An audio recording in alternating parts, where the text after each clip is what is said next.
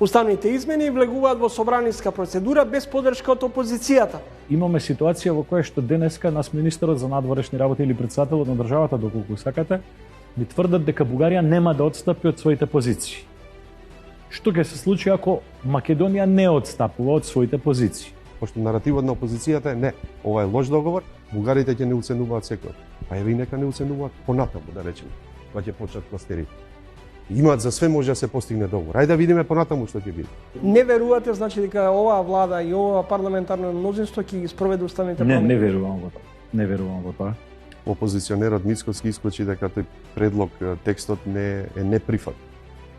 На која основа? Кои ќе бидат консеквенциите од внесување на 3000 официјално запишани бугари кај нас?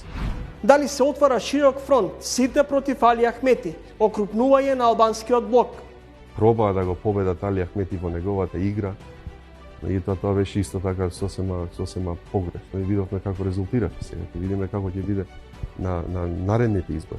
Јавното обвинителство во Република Македонија подолго време, не само сега, подолго време, ако сакате и у повеќе години, и судството се апсолутно во корелација со извршното. Власт.